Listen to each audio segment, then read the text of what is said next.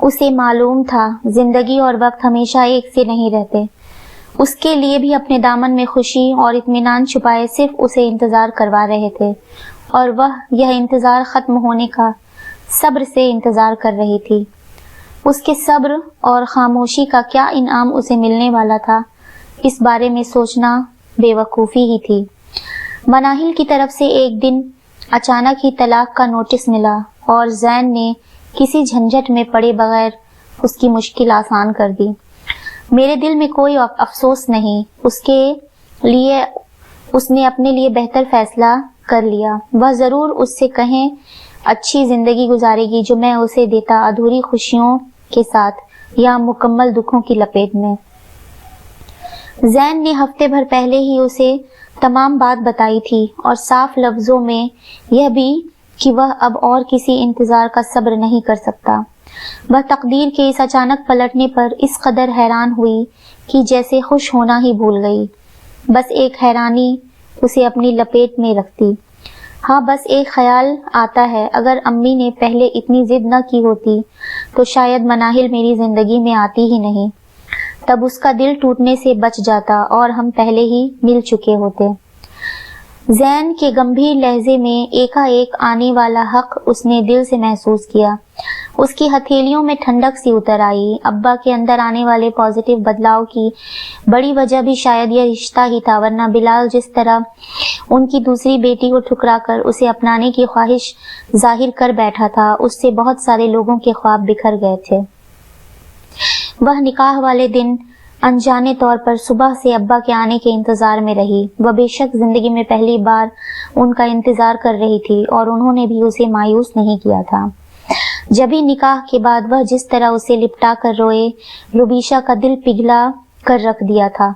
उसकी आंखों से तेजी से आंसू गिरते चले गए। वह नन्ही मासूम बच्ची की तरह उनसे लिपट कर रोई, सीने से चिमट गई और बिलक पड़ी। आज उसकी जिंदगी का सबसे बड़ा दिन था और वह उस दिन कोई गिला शिकवा दिल में नहीं रखना चाहती थी। टेरिस की तरफ खुलने वाले दरवाजे से जाती जाड़े की ठंड और भीगे हवाओं के झोंके जालीदार पर्दों के पीछे अटखेलियां कर रहे थे। बेड क्राउन से टेक लगाए बैठा जैन और उसके बराबर में बैठी वह खुद खामोश जबान के साथ बात कर रहे थे। कितने लम्हे सरक चुके थे, कितने जमाने बीत गए थे। उस पर एक अजीब हालत छाई थी, यूं जैसे वह शाम से अब तक किसी ख्वाब में जी रही थी। उसे लगता था उसकी आवाज तो क्या, मामूली सी हरकत भी उस ख्वाब को तोड़ने की कसूरवार ठहर सकती है। वह दम साधे बस खामोशी से कमरे की सजावट देखती रही। कमरा बेहद जल्द में संवारा गया था, मगर फूलों से बेहद भर दिया था। खुश रंग गुलाबों की बोहतात और उमड़ती खुशबू उसके हवासों पर छा रही थी। उसने एक गहरी सांस लेकर उस खुशबू को अपने अंदर उतारा। जब ही जैन ने उसका हाथ उठाकर अपनी गोद में रख लिया। कोई बात करो रुबा, उसकी आवाज धीमी और जज्बों से भरपूर थी। उसकी गर्म मजबूत पकड़ में रूबा का नाजुक हाथ एक अजीब हक के साथ दबा हुआ था। वह गैर महसूस अंदाज में सिमट सी गई। क्या बोलूं, मुझे तो अब तक यकीन नहीं आ रहा है कि उसने बात अधूरी छोड़ दी। एक बात बताऊं तुम्हें? वह अब सामने की ओर देखती धीरे धीरे उसका हाथ सहला रहा था। मुझे अब तुम्हें पाने का एहसास हो रहा है कि अगर तुम मुझे न मिलती तो शायद मैं बहुत ज्यादा दिन जी न पाता। रुबीशा दहल सी गई। जिंदगी में पहली बार मोहब्बत का इजहार, और वो भी इतनी खतरनाक अंदाज में। फिर तो शुक्र है खुदा का कि हम मिल गए, बेसाख्ता उसके मुंह से निकल गया। जैन ने जरा सा तिरछा होकर शरारत से उसकी शक्ल देखी। कैसा लग रहा है? वह पुरशौक गर्म निगाहों से उसका चेहरा तक रहा था।